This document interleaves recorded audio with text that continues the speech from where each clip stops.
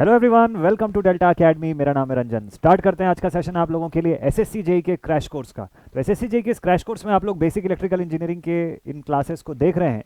Previous class अगर आपने नहीं देखा तो ऊपर आई बटन पे क्लिक करके इसको देख लीजिए। आज की क्लास में क्या स्पेशल होने वाला है, तो भाई पिछली क्लास में तो मैंने आपको केसीएल बताया था, ठीक है, कि किरचॉफ्स करंट लॉ के कैसे क्वेश्चन आपको एग्जाम में पूछे जा सकते हैं, किस तरीके से जो टॉपिक है उसकी अंडरस्टैंडिंग आप डेवलप करेंगे, कैसे आपके पास सर्किट्स आएंगे तो उसको सिंप्लीफाई करेंगे। ठीक है, आज की क्लास में आपको मैं केवीएल के क्वेश्चंस जो है वो बताऊंगा। केवीएल के पहले तो मैं बेसिक्स बताऊंगा, आपको मेथड डिस्कस करेंगे, कितने कुल टोटल कितने वैरायटी के क्वेश्चंस बन सकते हैं केवीएल के ऊपर वो हम देखेंगे, और उसकी सर्किट सॉल्विंग और एग्जाम में आने वाले थ्योरेटिकल क्वेश्चन भी कैसे बनते हैं वो सारा कुछ देखेंगे। ठीक है, तो ध्यान से देखिएगा। इस सेशन को स्टार्ट करते हैं बिना देरी किए। सबसे पहले तो भाई किरचॉफ्स वोल्टेज लॉ के क्वेश्चंस हम लोग देखें, उससे पहले ये देखते हैं कि केवीएल होता क्या है ना। केवीएल का जो बेसिक्स है उसको पहले समझ लेते हैं। तो किरचॉफ्स वोल्टेज लॉ, किरचॉफ का दिया हुआ सेकंड नियम जो है, सेकंड लॉ जो है वो बेस किसके ऊपर करता है, वो उसका कौन सा रूल नंबर है, ये सारा कुछ से क्वेश्चन पूछता है। तो भाई Kirchhoff's voltage law, Kirchhoff's voltage law base किस चीज पे करता है? किरचॉफ्स वोल्टेज लॉ बेस करता है on the law of, on the law of conservation, conservation of energy, law of conservation of energy, इसके ऊपर बेस करता है। ठीक है, जो ये बोलता है कि किसी भी एक क्लोज सिस्टम के अंदर, in any close system, what do we have, किसी भी क्लोज सिस्टम के अंदर we have the algebraic sum of all the EMFs equal to all the voltage drops, equal to all the voltage drops. मतलब ये हो गया कि किसी भी क्लोज सिस्टम के अंदर, अगर क्लोज सिस्टम की मैं बात करूं तो हम लोग बात करेंगे अबाउट एनी मैश, कि मान लीजिए आपके पास ऐसा कोई क्वेश्चन है, इसके अंदर कोई ऐसा क्लोज सिस्टम आप क्रिएट कर लिए। ठीक है, सपोज कर लीजिए आपके पास ऐसा एक मैश है, तो इस किसी भी टाइप के मैश के भीतर अगर आपको ये एक मैश दिख रहा है, ये एक मैश दिख रहा है, यहाँ पर दो मैश अवेलेबल दिख रहे हैं, तो ऐसे किसी भी क्लोज्ड पार्ट के अंदर, किसी भी क्लोज्ड हिस्से के अंदर ईएमएफ का जो सम होगा, ईएमएफ यानी कि ये जो सोर्सेज से आपको ईएमएफ मिल रही होगी, वो हमेशा इक्वल होगा किसके, जितनी वोल्टेज ड्रॉप्स हो रही है उसके। तो सिस्टम के अंदर जितना आप ईएमएफ दोगे और जितना वोल्टेज ड्रॉप्स होगा, उन सबका सम करोगे तो net sum will always be equal to zero. This is what the KVL states. Kirchhoff's voltage law जो है किरचॉफ का दूसरा नियम होता है, जो इसी प्रिंसिपल के ऊपर काम करता है। लीनियर, बाइलैटरल, लम्प्ड, सब टाइप की सर्किट्स के ऊपर एप्लीकेबल है, even applicable upon the non linear circuits as well. ठीक है, एसी डीसी सब टाइप की सर्किट पे आप इसको अप्लाई कर सकते हो। इस टॉपिक से क्वेश्चन आया हुआ है पास्ट में। अब सवाल ये उठता है कि केवीएल के क्वेश्चन जो है उसके न्यूमेरिकल पूछेगा किस तरीके के, उसके न्यूमेरिकल कितने वैरायटी के बनते हैं। तो केवीएल के एक आध क्वेश्चंस जो है उसको समझते हैं हम लोग। नॉर्मली किरचॉफ वोल्टेज लॉ के जो न्यूमेरिकल होते हैं वो तीन वैरायटी के क्रिएट होते हैं। ठीक है, तीन ही वैरायटी होती है इसके अंदर ओवरऑल। अगर ये तीनों वैरायटी के क्वेश्चन आप बना ले रहे हैं तो इसका मतलब फिर आपसे बाकी बड़े क्वेश्चन जो है वो भी बन जाएंगे। ठीक है, स्टार्ट करते हैं हम लोग बिल्कुल बेसिक फर्स्ट वैरायटी से। केवीएल की पहली वैरायटी का क्वेश्चन, जिसके अंदर दो टाइप के सोर्सेस या दो टाइप के एलिमेंट जो है वो आपको कॉमनली दिखेंगे। कौन कौन से दो टाइप के? तो एक होगा यहां पर वोल्टेज सोर्स और एक होगा रेजिस्टेंस। केवीएल के फर्स्ट टाइप के क्वेश्चंस के अंदर आपको कभी भी करंट सोर्स नहीं दिखेगा। ठीक है, केवीएल के फर्स्ट टाइप के क्वेश्चंस के अंदर से आपको करंट सोर्स नहीं दिखेगा। लेट अस सपोज कि आपको यहां पर आई डैश की वैल्यू पूछ लिया, this is 2 volt, this is 1 ohm and this is also 1 ओम। ठीक है, ये हो गया हमारा 3 वोल्ट का सेक्शन, ये हो गया 7 वोल्ट का section and this is 10 ohms, sorry this is 9 ohms. ऐसा कोई क्वेश्चन है, आपको बोल दिया क्वेश्चन में find the value of I dash. ध्यान रखिएगा, कोई भी एक क्वेश्चन जिसको केवीएल से बना सकते हैं उसको केसीएल से भी बना सकते हैं। जब हम बोलते हैं क्वेश्चन बनाने की बात हो रही है तो अल्टीमेटली हम क्वेश्चन के अंदर सिंप्लीफिकेशन कर रहे हैं और हम लोग सर्किट के किसी भी एक ब्रांच पर कोई इलेक्ट्रिकल पैरामीटर को फाइंड कर रहे हैं बाय यूजिंग दिस केवीएल। जैसे यहाँ पे मैं करंट फाइंड कर रहा हूँ, किसी केस में हो सकता है वोल्टेज पूछे, किसी केस में पावर पूछ ले आपको। तो बेसिकली ये तीन चीजें हो सकती है, और अगर वोल्टेज करंट दोनों है तो हो सकता है रेजिस्टेंस की वैल्यू पूछ ले आपको कभी क्वेश्चन में। तो इस हिसाब से आप सर्किट पैरामीटर्स को फाइंड करते हो by using these identities. Kirchhoff voltage law का जब एनालिसिस में यूज होता है तो ये कहलाता है मैश एनालिसिस। ठीक है, इट बिकम्स मैश एनालिसिस। इसको हम लोग इसीलिए मैश एनालिसिस के फॉर्म में जानते हैं। ठीक, अब मैश एनालिसिस अगर आपको करना है, क्वेश्चन में बोल दिया कि find the value of I dash, तो आई डैश कैसे फाइंड करेंगे आप? देखिए बिल्कुल सिंपल सा टेक्निक है। सबसे पहला स्टेप तो ये बोलता है कि आप मैंने आपको बोला केवीएल लगाने के लिए आपको क्लोज्ड पाथ चाहिए, उसकी लिमिटेशन यही होती है कि क्लोज सर्किट पे केवीएल लग सकता है। अगर मैं सर्किट इस तरीके का बना के दे दूं तो इस पे केवीएल नहीं लगा पाएंगे, इस पर ऐसी सर्किट में दूं तो इस पे केवीएल अप्लाई नहीं कर सकते हम लोग, या अप्लाई अगर करेंगे भी तो हमको यहाँ पर कुछ ना कुछ रिजल्टेंट वोल्टेज के फॉर्म में एक्सप्रेस करना पड़ेगा कि नेट रिजल्टेंट वोल्टेज कितना आ रहा है, तो उसको एक क्लोज्ड हिस्से के तरीके से देखेंगे तभी हो सकता है, अदर देन दैट आप केवल इस पर नहीं अप्लाई कर सकते हैं। ओपन सिस्टम जो होता है वो हमेशा बाहरी चीज़ों के साथ इंटरेक्ट कर सकता है, ठीक है। ओपन सिस्टम जो होता है वो हमेशा बाहरी चीज़ों के साथ इंटरेक्ट कर सकता है। इसको समझने के लिए छोटा सा एक एग्जांपल लीजिएगा। अभी ठंड का सीजन है, आप एक थर्मस फ्लास्क के अंदर गर्म पानी रख दीजिए और ढक्कन अगर आपने बंद कर दिया तो वो क्लोज सिस्टम हो गया, उसकी कैप को खुला छोड़ दीजिए तो वो ओपन सिस्टम हो जाएगा। ओपन सिस्टम हमेशा बाहर की सराउंडिंग के साथ इंटरेक्शन कर सकता है, तो उसमें एनर्जी का चेंज जो है डेल ई का जो एक्सप्रेशन होता है, आपने पढ़ा होगा थर्मोडायनेमिक्स में, entropy, change in entropy, change in enthalpy वगैरह के बारे में हम लोग पढ़ते थे पहले, ठीक है। बहुत ज़्यादा उसमें ना भी जाए तो भी आप नॉर्मली ऊपर ऊपर से इतना तो समझ सकते हैं कि एनर्जी का जैसे ही एक्सचेंज होगा बाहर के एटमॉस्फेयर के साथ, उस थर्मस के अंदर रखा हुआ पानी जिसको आप गर्म करके लाए थे वो ठंडा होना जल्दी जल्दी शुरू हो जाएगा। और इसी थर्मस को अगर आप बंद रखते हैं, सिस्टम को एनक्लोज रखते हैं, तो जितनी एनर्जी आप प्रोवाइड किए उतनी एनर्जी स्टोर्ड रहती है आइडियली। प्रैक्टिकली तो वो भी धीरे धीरे लूज होता चला जाएगा, ठीक है, बट ओवर द टाइम वो स्पीड जो है वो कम हो जाएगी, चेंज इन एनर्जी जो है वो रिड्यूस हो जाएगा। तो केवीएल इसी प्रिंसिपल के हिसाब से काम करता है, law of conservation of energy, जिसके लिए वो बोलता है कि आपके पास क्लोज सिस्टम होना जरूरी है।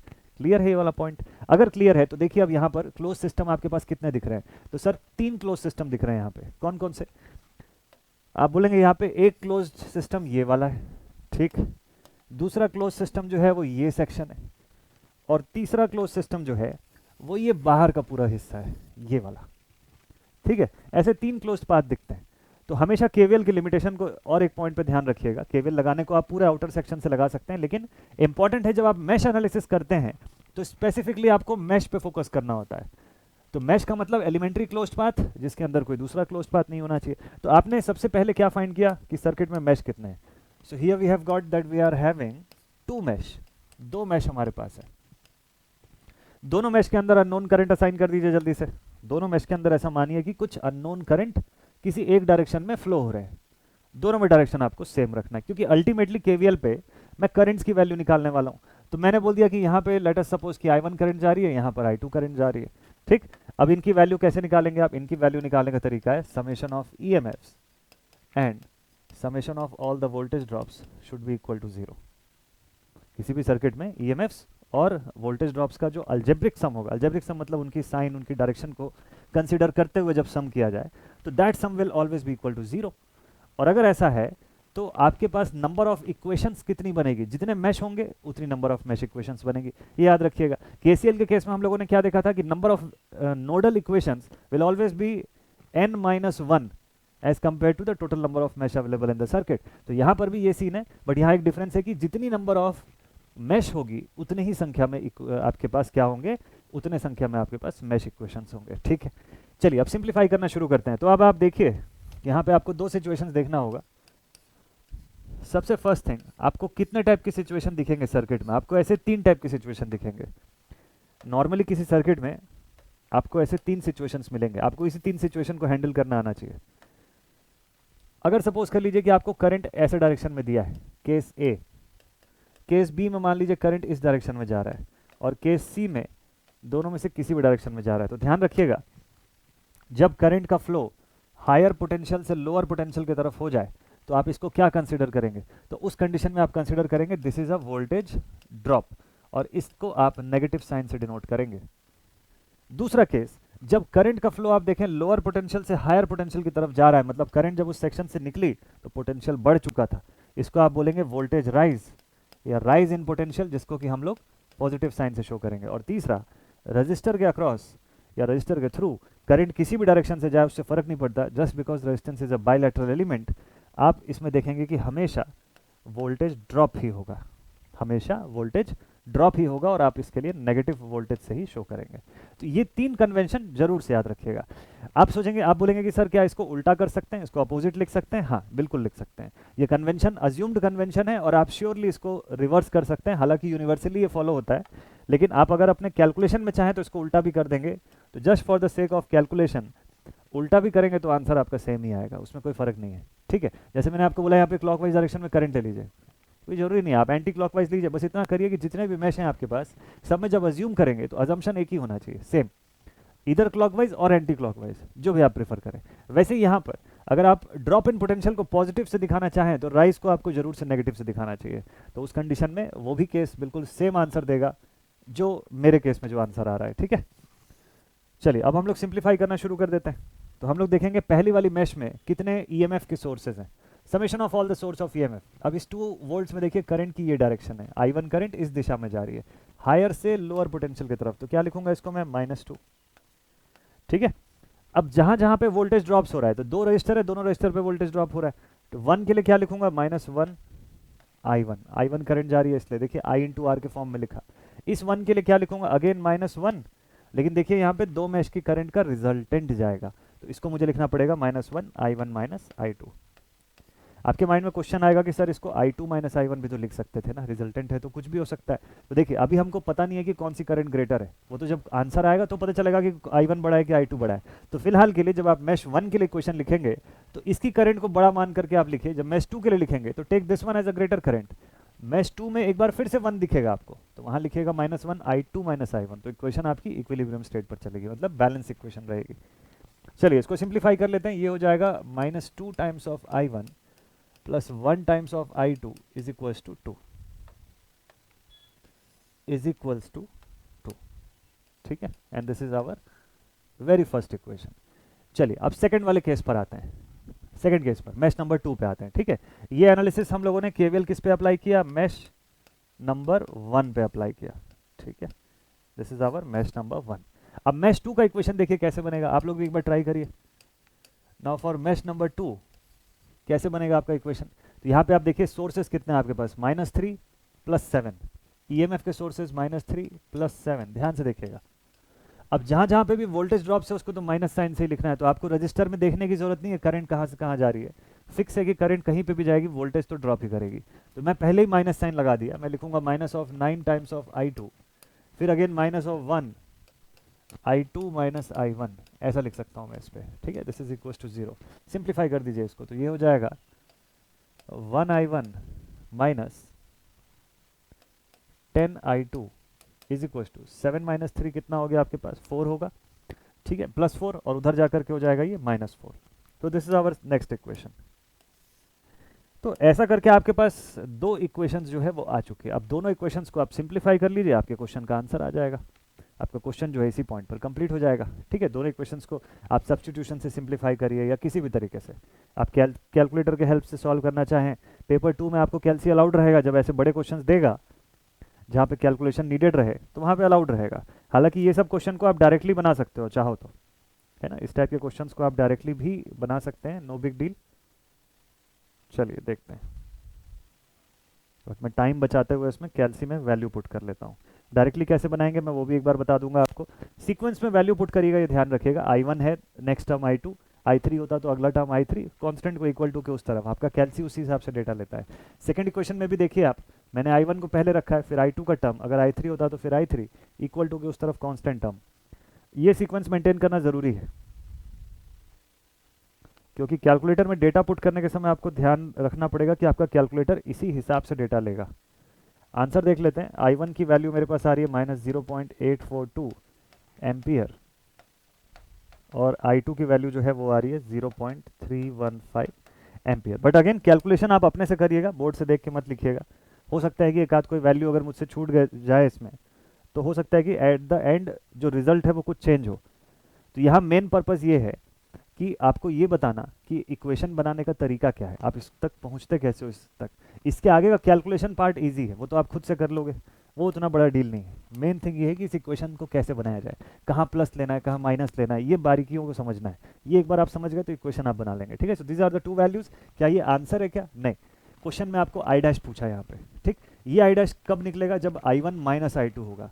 क्यों I2 - I1 में नहीं बोल रहा हूँ इसको? इसीलिए क्योंकि अगर मैं सिमेट्रिसिटी चेक करूं, मैं देखूं कि दोनों में से कौन किसके सिमेट्रिकल है, तो मुझे दिख रहा है I1 नीचे जाती हुई करंट है, I2 ऊपर जाती हुई करंट है, और जो I' पूछा है क्वेश्चन में वो I1 के हिसाब से पूछा है, ठीक है। तो मेरा एंड रिजल्ट जो होगा उसमें मुझे लिखना होगा I' is equal to I1 - I2। So I will write -0.842 again minus of 0.315, दोनों को आप ऐड कर दोगे और ये हो जाएगा 1.157, वो भी नेगेटिव में। तो ये नेगेटिव वैल्यू ये दिखाती है कि करंट डाउनवर्ड नहीं जा रहा है, जिस डायरेक्शन में पूछा उस डायरेक्शन में करंट नहीं जा रहा है, इनफैक्ट करंट उल्टा चल रहा है यहाँ पर, आई डैश। ये हमारे क्वेश्चन का आंसर है। ठीक है, तो इस तरीके से आपको क्वेश्चंस जो है उनको सिंप्लीफाई करना पड़ेगा। इस तरीके से क्वेश्चन जो है उसको आपको सॉल्व करना पड़ेगा और कैलकुलेट करना पड़ेगा। यहाँ करंट पूछा, किसी और क्वेश्चन में वोल्टेज पूछ सकता है। ये जो सर्किट आपने देखा इसको टाइप 1 केवीएल क्वेश्चन हम लोग बोलते हैं। क्यों ऐसा बोलते हैं? क्योंकि यहाँ पर सिर्फ 2 टाइप के एलिमेंट्स दिख रहे हैं। टाइप 1 का क्वेश्चन है। अब मैं आपको दिखाने जा रहा हूँ टाइप 2 और टाइप 3 के क्वेश्चन में क्या डिफरेंस दिखेगा। देखिए, दोनों वैरायटी के क्वेश्चन आपको आमने सामने बिल्कुल दिखाऊंगा, एक बार में आपको डिफरेंस पहचान में आ जाएगा। तो लेट से आपके पास यहाँ पे ऐसे 2 सर्किट्स हैं।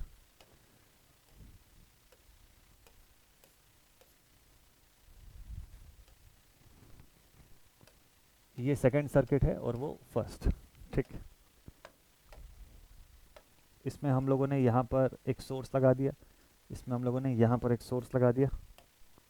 एलिमेंट्स जो है वो कहाँ कहाँ पर है? यहाँ एक रजिस्टर है, यहाँ वोल्टेज सोर्स और एक रजिस्टर, एक और रजिस्टर, एक और वोल्टेज सोर्स, यहाँ पर ऐसा वोल्टेज सोर्स। ठीक है, ऊपर एक और रजिस्टर लगा दिया हम लोग, दूसरी तरफ में हम लोगों ने एक रजिस्टर यहाँ लगाया और एक वोल्टेज सोर्स इधर लगा दिया। ठीक, अब देखिए डिफरेंस क्या है। दोनों ही केसेस में करंट सोर्स आ गई मेरे पास ऐसे। ये फर्स्ट वाले को मैंने बोला this is KVL type 2 question, this is KVL type 2 question.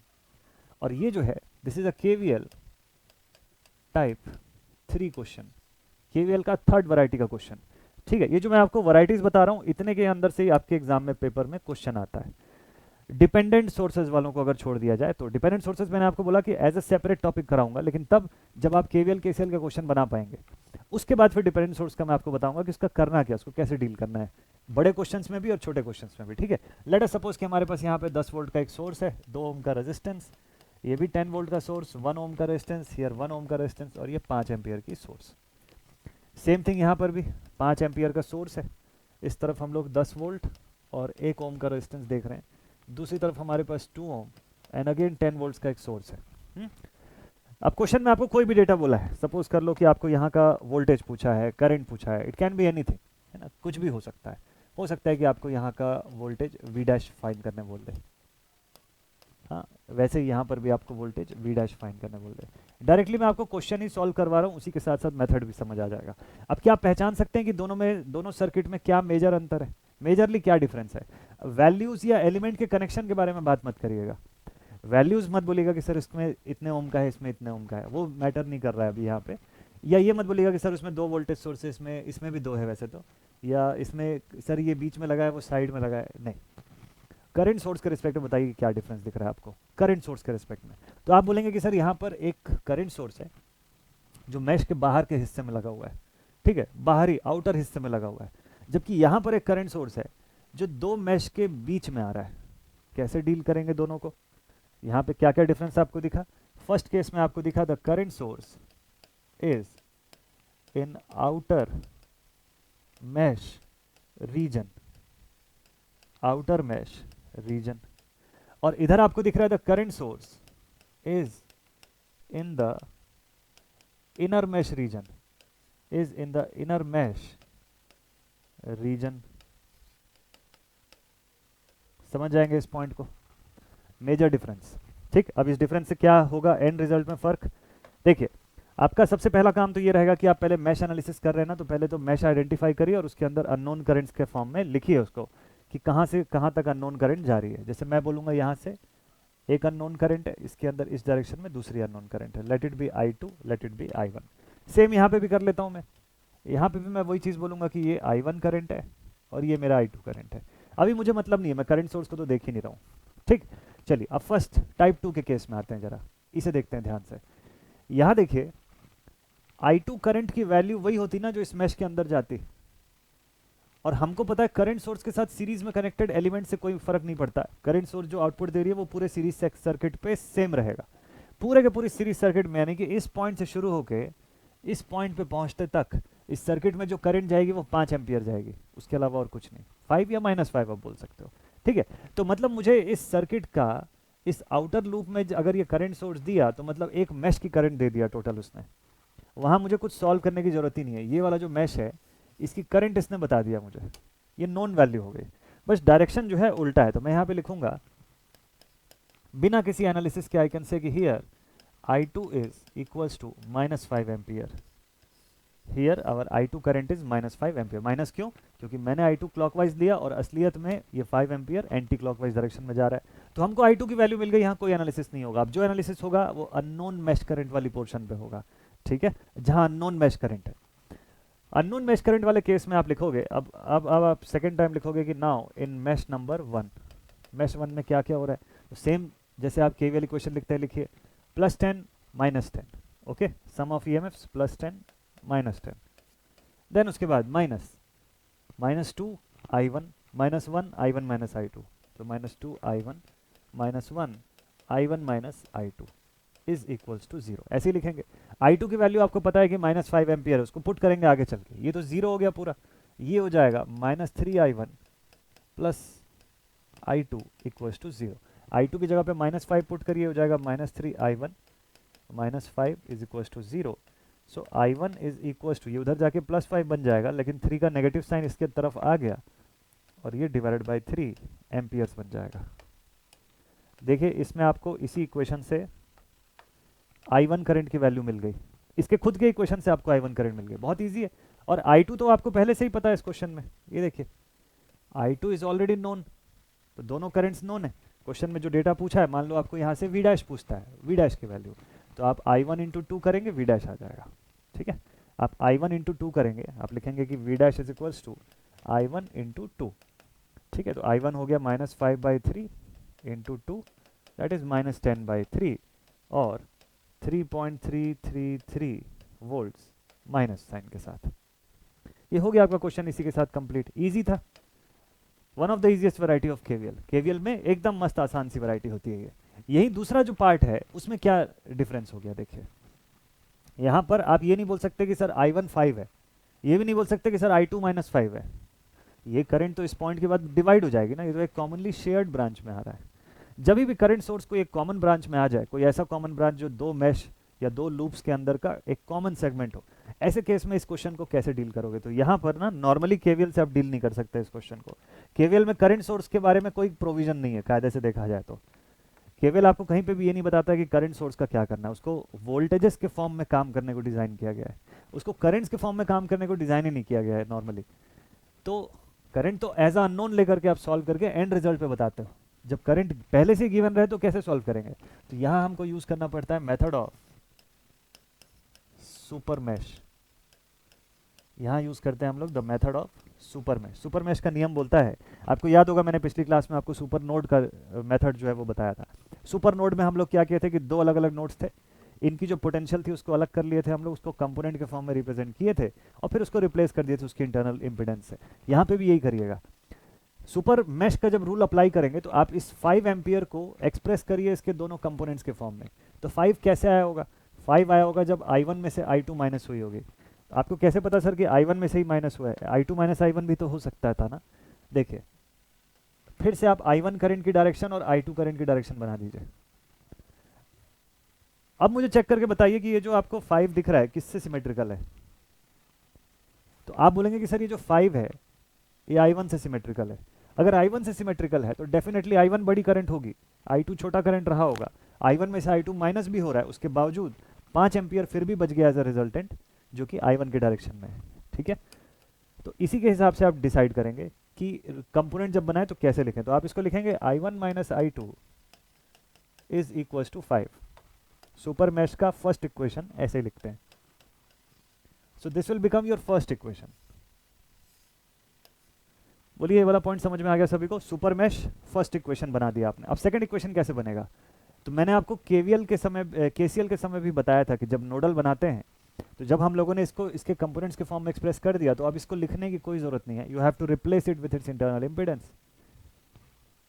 इसकी इंटरनल इंपेडेंस क्या होगी, सोचिए एक बार, करंट सोर्स है, इंटरनल इंपेडेंस क्या होनी चाहिए इसकी, तो आपका आंसर आएगा सर करंट सोर्स है तो इनफाइनाइट इंटरनल इंपेडेंस होगी ना इसकी, और इसको रिप्लेस करना होगा तो किससे रिप्लेस करेंगे, ओपन सर्किट से रिप्लेस करेंगे। अच्छा चलिए इसको ओपन सर्किट से रिप्लेस कर लेते हैं फिर, है ना, इसका एक्सप्रेशन तो आपने लिख दिया, अब इसकी कोई ज़रूरत है नहीं, तो इसको मैं यहाँ से ओपन सर्किट करता हुआ दिखाऊंगा। कैसे दिखाऊंगा देखिए ध्यान से, मैं इस करंट सोर्स को अब रिप्लेस करूंगा बाय एन ओपन सर्किट। अगर ओपन सर्किट करना है तो ये ब्रांच ऐसे खुल जाएगी, बीच में इनफाइनाइट रेजिस्टेंस आ गया, ठीक, इनफाइनाइट रेजिस्टेंस अगर यहाँ पे आ गया है तो अब इस सिचुएशन को कैसे सॉल्व करेंगे हम लोग, ठीक है, देखिए इनफाइनाइट रेजिस्टेंस आ गया है तो अब तो जिसको आप दो अलग अलग मैश बोल रहे थे वो तो एक ही मैश बन गया ना, अब तो दो मैश है ही नहीं, इसी कंप्लीट रीजन को अब देखिए, अब आपके पास ये पूरा जो है एक सिंगल मैश बन चुका है, हो गया ना, जैसे वहां पे दो अलग अलग नोड्स थे मिल के सुपर नोड बन जाते थे, यहाँ दो अलग अलग मैश है, ये दोनों कंबाइन होकर अब सुपर मैश बन गए। एग्जाम में थ्योरेटिकल क्वेश्चन आता है सुपर मैश के ऊपर, वो अभी आप बता लेंगे इससे। अब आपको करना क्या है, एक सिंगल केवीएल इक्वेशन लिखना है फॉर दीज टू मैशेस, एक single KVL equation for the entire mesh region, और उस इक्वेशन को I1 I2 दोनों के फॉर्म में एक्सप्रेस करिएगा। क्यों, क्योंकि रियल सर्किट में तो आपकी ये ब्रांच नहीं हटी है ना, आपने केवल एनालिसिस में हटाया है, असली सर्किट में ये ब्रांच अभी भी कनेक्टेड है और आपको करंट मेजर करके बताना है। तो इसीलिए जहां से I1 करंट जा रही है उसको I1 के फॉर्म में लिखिए, जहां से I2 जा रही है I2 के फॉर्म में लिखिए, लेकिन इक्वेशन एक ही बनाइएगा। तो कैसे लिखेंगे इसको हम लोग, देखिए टोटल पूरी सर्किट में ईएमएफ का सोर्स +10 -10, क्या लिखेंगे, +10 -10, कंप्लीट। फिर आगे देखिए, अब आप यहां से लिखेंगे -2I1, इसके लिए आप लिखेंगे -1I2, और इतना ही एलिमेंट है तो इक्वल्स टू 0। तो आपको समझ में आ गया कि ये -2I1 -1I2 is equals to 0 हो गया, ठीक है, और इस फॉर्म में लिख करके इसको छोड़ दीजिए एज अ सेकंड इक्वेशन। अब आप इन दोनों इक्वेशंस को सॉल्व करिए, आपके पास I1 की वैल्यू और I2 की वैल्यू दोनों अवेलेबल हो जाएगी, और इसी के हेल्प से आपको क्वेश्चन में जो भी पूछा है, जैसे वोल्टेज वगैरह पूछा है, तो आप I1 × 2 करके जो भी आपका यहाँ से I1 आएगा उसको 2 से मल्टीप्लाई करेंगे, आपके क्वेश्चन में आंसर आ जाएगा। बिल्कुल सिंपल है, बिल्कुल छोटा सा स्टेप है। बहुत सारे लोग जो हैं वो सुपर मैश सुपर नोड से दूर भागते हैं कि सर अरे ये तो बहुत कॉम्प्लिकेटेड मेथड है, कौन सीखे, हाँ, या अगर सीख भी जाए तो इससे क्वेश्चन नहीं आएगा, हो सकता है कि ना है, लेकिन अगर आ गया तो दोनों टाइप का क्वेश्चन आ सकता है, थ्योरेटिकल भी आ सकता है इसके ऊपर, न्यूमेरिकल क्वेश्चन भी आ सकता है। न्यूमेरिकल से तो एक बार फिर भी बच जाएंगे कि जब अगर सपोज कर लीजिए आपको ये सर्किट ऐसी गिवन है और आप एमसीक्यू टाइप पेपर बना रहे हैं, तो आपको कोई ज़रूरत नहीं है केवीएल से सॉल्व करने का, आप तो इसको केसीएल से ही बना के ख़त्म कर सकते हैं इस क्वेश्चन को, इतना ईजी है ये, है ना। अगर वहाँ पे आपके पास चॉइस है, you can solve it by any method, तो आप क्यों केवीएल करके और कॉम्प्लिकेशन क्रिएट करेंगे, आप तो केसीएल से बना सकते हैं, आप सोर्स ट्रांसफॉर्मेशन से बना सकते हैं इस चीज़ को, चाहें तो सोर्स ट्रांसफॉर्म करके आप यहाँ का वोल्टेज बता सकते हैं, anything you can do, possible है, तब वहाँ कोई कंपलसरी नहीं होता है। लेकिन कभी कभी ऐसा होगा कि इसके ऊपर थ्योरेटिकल क्वेश्चन ही अगर पूछ लिया, तब तो आपको केवीएल का मेथड आप अगर अप्लाई किए होंगे, बनाए होंगे, तो आपको मेथड तो आता है एटलीस्ट, तो उस मेथड के अंदर से कुछ भी पूछेगा आप बता लेंगे, फंसेंगे नहीं उसके अंदर, ठीक है। तो ये इस वजह से इंपॉर्टेंट है। तो ये था केवीएल का total variety, complete variety of KVL. अगर आप ये वीडियो देख लिए हैं और ये पूरा वैरायटी कंप्लीट कर लिए हैं, तो आप ये मान के चलिए कि आप एसएससी के एग्जामिनेशन के हिसाब से किरचॉफ्स वोल्टेज लॉ की ऑल पॉसिबल वैरायटीज देख के जा रहे हैं। यहाँ पे हम लोग इंपॉर्टेंट क्वेश्चन और एक्सपेक्टेड क्वेश्चन की तो बात ही नहीं कर रहे हैं। अगर पूरा पढ़ लोगे तो इंपॉर्टेंट एक्सपेक्टेड के चक्कर में नहीं रहना पड़ेगा आपको, तो श्योरिटी रहेगी आपके पास कि जो आएगा बनेगा, कंफर्म है, ठीक है। और अगर आप एक्सपेक्टेड वाली चीज़ें और सिर्फ इंपॉर्टेंट पढ़ के जाओगे ना, तो एक डर रहेगा आपके अंदर, एक इनसिक्योरिटी रहेगी हमेशा कि क्या पता कुछ ऐसा आ जाए जो मैं पढ़ के नहीं आया हूँ, और यही डर जो है ये नर्वसनेस क्रिएट करेगा और इसी से फिर एग्जाम में गलती होती है। तो ये चीज़ नहीं करना है, या तो पूरा पढ़ के जाओ, और आधा अधूरा पढ़ रहे हो तो एक्सपीरियंस लेने जाओ बस एग्जामिनेशन में, वो क्लियर हो उसके एक्सपेक्टेशन पे नहीं रख सकते हैं। और अगर आपको श्योर शॉट क्लियर भी करना है और पोस्ट भी लेना है, तो मैं बता दूं आपको कि 6-6.5 लाख लोगों के बीच में आपका कंपटीशन होगा, अप्रॉक्सीमेटली इतने नंबर ऑफ फॉर्म्स लोग फिलअप करते हैं, पेपर दिलाने के लिए पहुंचते हैं लगभग 5.5-6 लाख के आसपास, 5 लाख के आसपास लोग तो जाएंगे पेपर दिलाने। ब्रांच वालों को आप हटा भी दो, अलग अलग ब्रांच के सब मिक्स होते हैं, सिविल के सबसे ज़्यादा लोग रहते हैं एसएससी के पेपर में, तो भी आपके पास कंपटीशन लाखों में रहेगा, हज़ारों में या 100 में नहीं रहेगा। और पोस्ट कितनी रहेगी आपके पास? हंड्रेड्स में रहेगी खाली। बहुत ज़्यादा हुआ तो थाउजेंड्स में आ जाएगा पोस्ट, लेकिन इलेक्ट्रिकल वालों के लिए पोस्ट जो होती है ना वो हंड्रेड्स के ही रेंज में रहती है, सब डिपार्टमेंट्स मिला जुला के। तो आपको उतने लाखों लोगों के बीच में फाइट करके उस जगह पे पहुंचना है। तो सोचिएगा एक एक मार्क्स का क्या इंपॉर्टेंस होता होगा। मार्क्स के पॉइंट में भी ना 5-10 लोग जो हैं वो आ जाते हैं कि एक पॉइंट से दूसरे पॉइंट तक, कि अगर सपोज कर लो कि किसी का मार्क्स हो रहा है किसी का मार्क्स अगर हो रहा है 334.5, तो 334.6 पे हो सकता है कि 10 बच्चे आ जाएंगे इस बीच में, पॉसिबिलिटी रहती है। तो हमको इतना ह्यूज वेरिएशन को हराना है, इतने ह्यूज वेरिएशन को बीट करना है, तो इसको खाली एक्सपेक्टेड चीज़ें पढ़ के नहीं कर सकते हो आप। वो आखिरी मोमेंट के लिए बचा के रखिएगा, लास्ट में जब रिवीजन कर रहे हो तो एक्सपेक्टेड वालों को थोड़ा ज़्यादा टाइम दे के रिवाइज करिए, that is a good practice. लेकिन जब आप शुरुआती कोर लेवल पे पढ़ रहे हैं ना, तो ये काम मत करिए। एक बार तो बनता है कि आप पूरा डिटेल में पढ़ो, ताकि आपका कंसेप्ट फाउंडेशन अच्छा बन जाए। फिर उसके बाद आप शॉर्टकट मारो। फिर उसके बाद आपको जब मैं एमसीक्यूज करवाऊंगा ये सब के ऊपर, तो देखिए फिर फटाफट से मस्त शॉर्टकट लगाएंगे, जल्दी जल्दी सॉल्व करने की टेक्निक देखेंगे। तब मैं आपको खुद बोलूंगा कि ये ऐसा क्वेश्चन है ना, मत लगाओ इस पर केवीएल, इसको केसीएल से बना लो, इसको और छोटा कर दो और ट्रांसफॉर्मेशन से बना लो, उससे भी नहीं बन रहा रेशियो से बना के खत्म कर दो क्वेश्चन को। पीपीएम है, बहुत सारे छोटे छोटे मेथड्स हैं जो मैं आप लोग को बताऊंगा। लेकिन अभी एक बार जब आप फाउंडेशन पढ़ रहे हैं तो डिटेल में पढ़िए, सबसे बेस्ट है, आपके सारे कंसेप्ट जो हैं वो मस्त क्लियर होंगे। तो चलिए इस पॉइंट पर हमारा केवीएल होता है कंप्लीट। आपको मैं कुछ एक क्वेश्चंस जो है वो करवाता हूँ, देखते हैं केवीएल में किस टाइप के क्वेश्चन पूछ सकता है। जैसे एक क्वेश्चन ऐसे थ्योरेटिकल पूछ सकता है आपको। क्या क्वेश्चन में बोलता है कि in an electric circuit the point where 2 और more elements have a common connection is known as, 2 या 2 से ज़्यादा एलिमेंट का एक कॉमन कनेक्शन होगा, तो उसको क्या बोलेंगे। इस क्वेश्चन में तो मैं चाहूँगा कि आप लोग इसका आंसर करें जल्दी से कमेंट सेक्शन में। बिल्कुल सिंपल सा क्वेश्चन है, थ्योरेटिकल क्वेश्चन है, इसलिए कमेंट में आप इसका मस्त से आंसर करेंगे तो मजा आएगा। ठीक है, तो इस क्वेश्चन का आंसर करिएगा। पहला ऑप्शन है मैश, दूसरा है लूप, तीसरा है node and last option is circuit. ठीक है, आपको बोलता है इलेक्ट्रिकल सर्किट कोई ऐसा पॉइंट जहां 2 या ज्यादा एलिमेंट के बीच एक कॉमन कनेक्शन है, 2 या 2 से ज्यादा। ठीक है, डेफिनेशन आप क्लास में अगर नोट किए होंगे तो काम आ जाएगा ये। चलिए नेक्स्ट अगले क्वेश्चन पे आते हैं। नेक्स्ट क्वेश्चन है, ये बोलता है कि for the circuit of the given figure the value of current I is how much. इस जगह पे आपको करंट आई की वैल्यू जो है वो पूछा है। फिर से एक बार देख लीजिए, इस गिवन फिगर में यहाँ पर करंट आई जो है इसका वैल्यू आपको पूछ रहा है।